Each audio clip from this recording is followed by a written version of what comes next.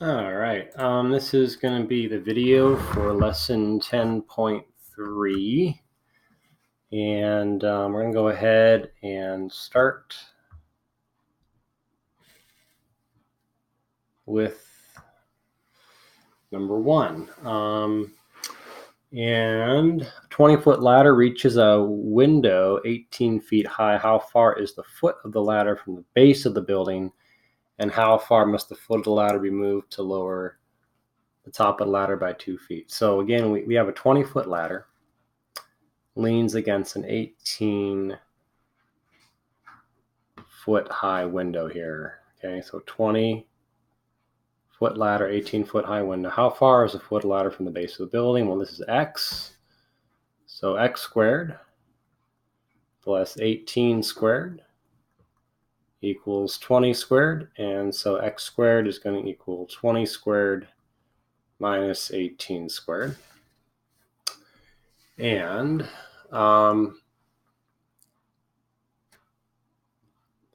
when you do the math, you subtract them together and square root of x will be approximately 8.7 feet. Now what happens if we lower it, right? If we lower it by 2 feet, well, the ladder's still 20 feet, right? But now this is 16 feet. And so let's call this y here. So y squared plus 16 squared equals 20 squared. And when we do that, we get y squared equals 20 squared minus 16 squared. And when you add those together and square root it, you'll get y will be approximately an additional 3.3 feet away. So that's about 12 feet. And so it moves an additional 3.3 feet away. All right, well, that's number 1. Let's go ahead and go on to CG9 now. And with CG9, let's see here.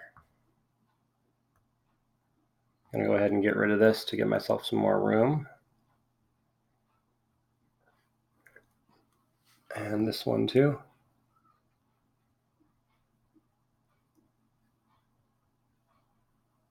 Okay. So distance formula says the distance from A to B, or actually, let's just call it D squared. I like calling it D squared is equal to the change in X squared. So that's, this is X1, Y1, X2, Y2.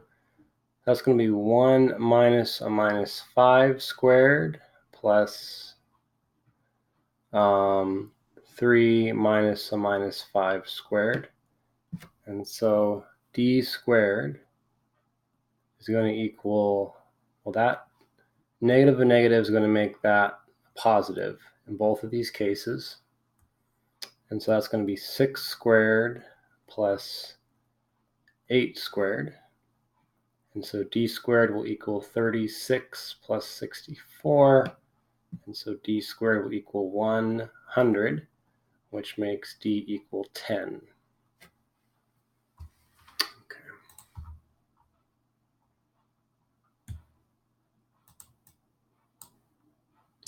And there's no units on that, so you'll just say 10 units. Okay, and then in this one, distance will equal -7 minus 8 squared plus 6 minus -2 squared. So D squared will equal -15 squared plus 8 squared. So D squared will equal, well, what's 15 squared? It's 225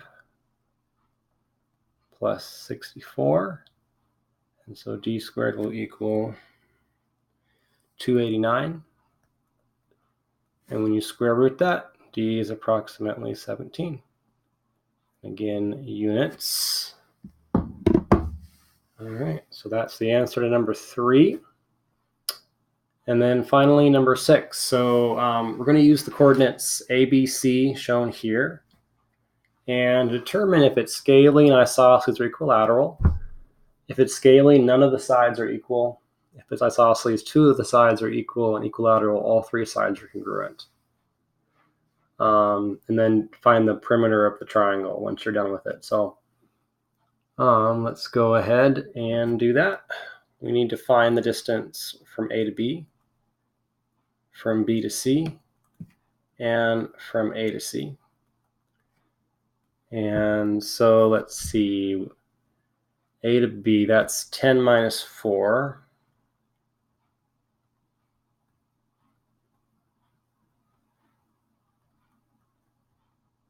And then B to C is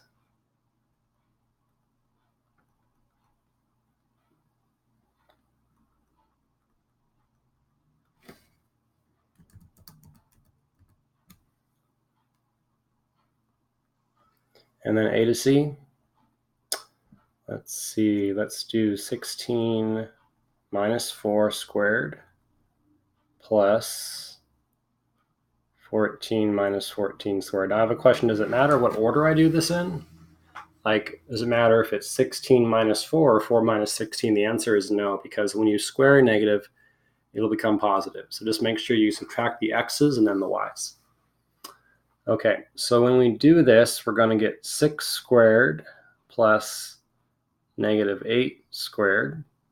This one will again be 6 squared plus 8 squared. And this will be 12 squared plus 0 squared.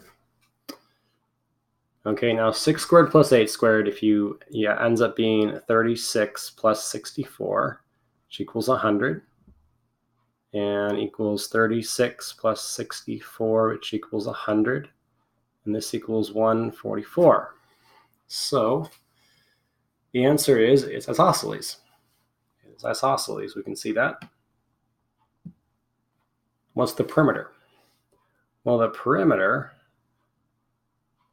is equal to 10 plus 10 plus 12, which equals 32 units, right? Because if AB squared is 100, then the square root of that would be AB, and that would be 10. 10 plus 10 plus 12.